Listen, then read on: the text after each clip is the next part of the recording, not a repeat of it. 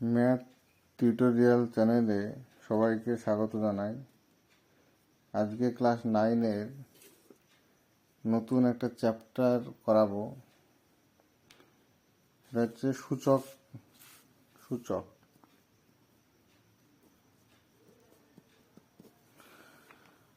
তাহলে আমরা গুণ বা ভাগ সবাই জানি, কিন্তু গুণ বা ভাগ করার আরও একটা নিয়ম, সেটা হচ্ছে সূচকের নিয়ম।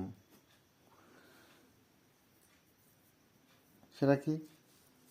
যেমন এক্সকে 6 বার গুণ করলে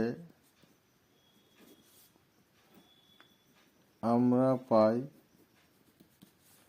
এক্স গুণ এক্স গুণ এক্স গুণ এক্স, এরকম। তাহলে এতবার না লিখে আমরা এটা কীভাবে লিখতে পারি? 6বার গুণ মানে x⁶। ঠিক আছে। এবার সেরকম যদি আমরা কোনো বাস্তব সংখ্যা নিয়ে করি, যেমন 2 গুণিত 2 গুণিত 2 গুণিত 2, তাহলে এখানে কত হয় গুণ করলে? 2 দুগুণে 4, 4 দুগুণে 8, 8 দুগুণে 16। তাহলে এইটা 16 হচ্ছে। এবার এটা সূচকের নিয়মে যদি করি, তাহলে 16কে কি লিখতে পারি? 16 মানে কটা 2? 4টে 2। তাহলে এখানে কত হচ্ছে? 4টে 2 মানে 2-এর পাওয়ারে 4। তাহলে সূচকে এখানে নিয়মটা কি? নিয়মটা হচ্ছে কিছু নাই মানে পাওয়ারে 1 আছে, 1 1 1 1। তাহলে এক্ষেত্রে একটা সূচকের ফর্মুলা কি হচ্ছে? কিছু নাই মানে পাওয়ারে 1। তো সূচকের গুণ মানে পাওয়ারের যোগ। তাহলে যেমন আর একটা উদাহরণ দিয়ে দেখায়, যেমন লিখতে পারি 3 গুণিত 3। তো 3-এর পরে কিছু না 1 আছে, 1 আছে। তো 3-এর সঙ্গে পাওয়ারের যোগ, সূচকের গুণ মানে পাওয়ারের যোগ, 3 1 যোগ 1, তাহলে 3-এর স্কোয়ার। তাহলে 3-এর স্কোয়ার মানে হচ্ছে 9। এরকমভাবে ভাগের ক্ষেত্রেও ঠিক একইভাবে করতে পারি। যেমন ভাগ, যেমন x⁵কে x² দিয়ে ভাগ। তাহলে x⁵ মানে কি লিখতে পারি? মানে x⁵ মানে 5টা এক্সের গুণ, 1 2 3 4 5, আর x² মানে 2টো এক্সের গুণ। তাহলে আমরা যদি কাটাকাটি করি, এ উপরের এক্স নিজের এক্স কাটছে, এ উপরের এক্স নিজের এক্স কাটছে, তাহলে এখানে উপরে থাকছে কটা এক্স? 3টে। তাহলে x⁵ লিখতে পারি। এবার এইটাকে আমরা সূচকের সাহায্য করলে কি পাবো? x⁵ বা x²।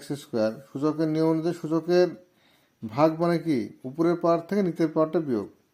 তাহলে x-এর পাওয়ার কত আছে? 5, উপরের পাওয়ারে 5, নিচের পাওয়ারে 2। তাহলে কি লিখতে পারি? x⁵ 5 - 2 মানে হচ্ছে x⁵ 3। এইটা। আর একটা জিনিস কি, যেমন আমরা কি জানি? এক্স বাই এক্স মানে 1। আমরা জানি এক্সকে এক্স দিয়ে ভাগ করলে একই হয়। তাহলে এক্ষেত্রে সূচকের যদি নিয়মে কি লিখতে পারি? x⁵ পাওয়ারে 1, কিছু না মানে x⁵ পাওয়ারে 1 আছে। তাহলে কি হচ্ছে? x⁵ পাওয়ারে 1 - 1, তাহলে হচ্ছে x⁵ পাওয়ারে 0। যে কোনো সংখ্যার পাওয়ারে 0 মানে 1 হয়। তো এগুলো হচ্ছে সূচকের সব নিয়ম।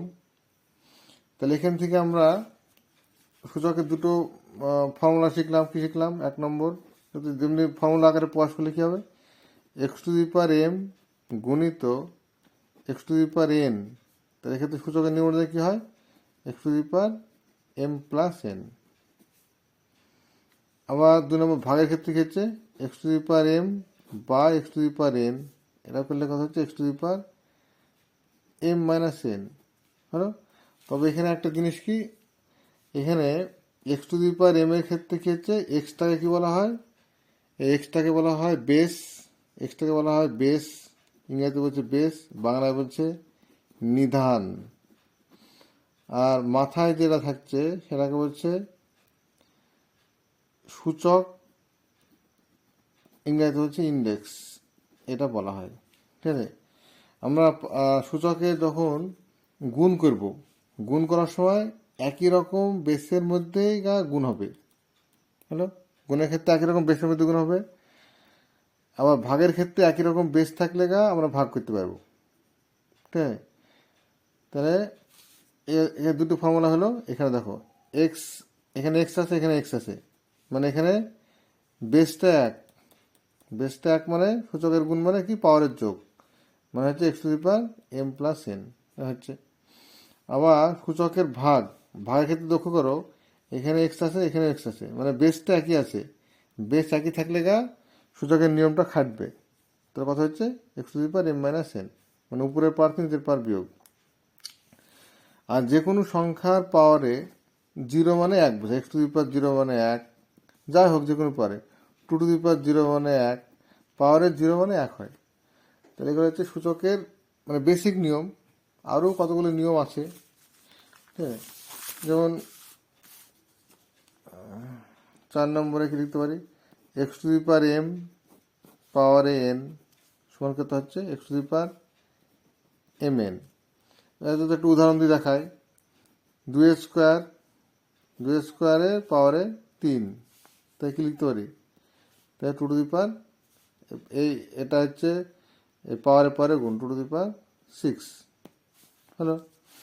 আবার 5 নম্বরে একটা ফর্মুলা কি, এক্স ওয়াই টু দি পাওয়ার যদি এম থাকে তাহলে কি হয়, প্রত্যেকটা পাওয়ারের মাথায় এম চলে যাবে, মানে x to the power M নিচে y to the power M. হ্যাঁ, এগুলো হচ্ছে সূচকের নিয়ম। বইয়ে নিয়মগুলো সব দেওয়া আছে তোমাদের, বইয়ে হচ্ছে সূচকের নিয়ম, এখানে সমস্ত নিয়মগুলো দেওয়া আছে। আমি তাহলে এখানে একটা সূচকের সাহায্যে কি করা হয়, কোনো কোনো একটা সংখ্যার সরলতম মান বের করা হয়। যেমন এখানে একটা সংখ্যা দিয়ে আছে, এর সরলতম মান বের করতে হবে। যেমন তোমাদের আমি এখানে 4 নম্বর অঙ্কটা করে দেখাই, 4-এরটা বইয়ে। 4-এরটা কি আছে, 33 টু দি পাওয়ার 4 গণিত 6 টু দি পাওয়ার 3 গণিত 2 to the power 1 by 12 to the power 5 গণিত 11 স্কোয়ার। তাহলে আমাকে কি করতে হবে, আমাকে করতে হবে হচ্ছে সমস্ত যৌগিক সংখ্যাকে মৌলিক উৎপাদকে ভাঙতে হবে। 33কে 33-এর যৌগিক সংখ্যা 33কে ভাঙলে কত হয়, 3 গুণ 11 হলো। 33কে ভেঙে কি লিখবো, 3 গুণ 11 পাওয়ারে 4। দেখো 6 কি সংখ্যা, 6 যৌগিক, সমস্ত যৌগিক সংখ্যাকে মৌলিক সংখ্যা ভাঙতে হবে। 6কে ভাঙলে কত হয়, 6কে ভাঙলে হয় 2 গুণ 3, এগুলো রাফে করবে। তো 6কে ভাঙলে কত হচ্ছে 2 গুণ 3 পাওয়ারে 3। আবার কি, আবার 2-এর পাওয়ারে যা আছে একই থাকলো। 12কে ভাঙলে কত হয়, 12কে ভাঙলে কত হচ্ছে 2 6 2 3, তাই কি লিখতে পারি, তাহলে এখানে লিখতে পারি 2 গুণিত 3 পাওয়ারে 5। 11 হচ্ছে মৌলিক সংখ্যা, 11 স্কোয়ারই হবে। এবার আমি ব্র্যাকেট তুলবো, ব্র্যাকেট তুললে কি হবে, ব্র্যাকেটের মধ্যে যে প্রতিটা সংখ্যাগুলো আছে প্রতিটা সংখ্যার মাথায় পাওয়ারটা চলে আসবে, মানে 3 পাওয়ারে 4, 11 পাওয়ারে 4, 2 পাওয়ারে 3, 3 পাওয়ারে 3, 2 পাওয়ারে 1। এটা হচ্ছে, এটাও তা হবে 2 পাওয়ারে 5, 2 পাওয়ারে 5, 3 পাওয়ারে 5, 11 পাওয়ারে 2। এবার যে সূচকের যে নিয়মটা, সূচকের নিয়ম হচ্ছে গুণের ক্ষেত্রে কি হচ্ছে, গুণের ক্ষেত্রে পাওয়ারের যোগ, আর ভাগের ক্ষেত্রে হচ্ছে উপরের পাওয়ার নিচের পাওয়ার বিয়োগ। তাহলে আমি যদি 3-এর ক্ষেত্রে লক্ষ্য করি, 3 লিখলাম, উপরে 3-এর পাওয়ারে 4 আছে, এখানে 3-এর পাওয়ারে আছে 3, তাই 3-এর পাওয়ারে 4 যোগ 3, নিচে কি আছে, নিচে আছে 3-এর পাওয়ারে 5, তাহলে এখানে মাইনাস হয়ে যাবে।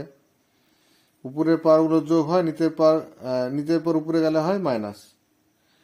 একই রকমভাবে 3 হলো। এবার 2-টা দেখি, এখানে 2-এর পাওয়ারে কত আছে, উপরে আছে 2 এর পাওয়ারে 3 আর 2 এর পাওয়ারে 1, তাহলে সূচকের গুণ মানে পাওয়ারের যোগ, 3 যোগ 1। নিচে 3 এর পাওয়ারে আছে 5, তাহলে এখানে -5। 2 আর 3 আর 2 গেল, এবার 11।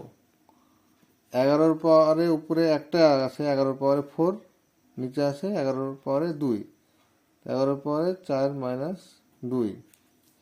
তাই এখানে কি হচ্ছে, 3-এর পাওয়ারে 4 আর 3 7, 7 - 5, 2-এর পাওয়ারে 4 - 5, 11-র পাওয়ারে 4 - 2 মানে 2।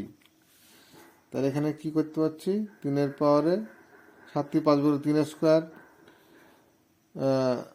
2 to the power 4 2 to the power -1 K 11 square.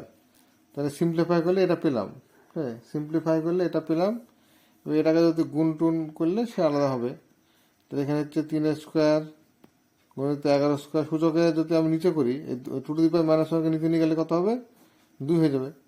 তাহলে এটা হচ্ছে সিম্পলিফাই। তাহলে এইটাকে সিম্পলিফাই করলে এরকম পাচ্ছি। এটাকে যদি সংখ্যা দিয়ে গুণ করো, সংখ্যা দিয়ে গুণ করলে কত হবে, নিচে 2 থাকছে, তাহলে 3 স্কোয়ার মানে 9, আর 11 স্কোয়ার মানে 121। 121কে 9 দিয়ে গুণ, তাহলে কত হচ্ছে, 9 × 9, 9 × 18, 9 × 9 10, তাহলে 1089/2। হ্যাঁ, তাহলে এগুলো হচ্ছে নিয়মগুলো আমাকে ঠিকঠাকভাবে অ্যাপ্লাই করতে হবে। আর তোমাদের এই অঙ্কের ক্ষেত্রে কি, এখানে যৌগিক সংখ্যাগুলোকে মৌলিক সংখ্যা ভাঙতে হবে। মৌলিক সংখ্যা ভাঙার পর পাওয়ারের যেগুলো আছে সেগুলো প্রত্যেকটা আলাদা করে লিখতে হবে। লিখে গুণের ক্ষেত্রে পাওয়ারের যোগ, আর বিয়োগের ক্ষেত্রে, আর ভাগের ক্ষেত্রে পাওয়ারের বিয়োগ। তো 4 নম্বর অঙ্কটা হলো। আর একটা অঙ্ক দেখি।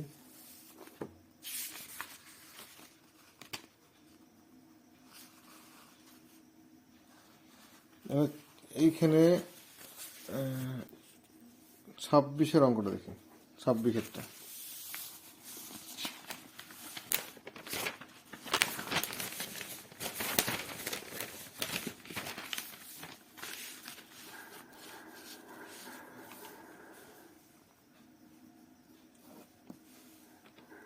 ছাব্বিশটা কি আছে,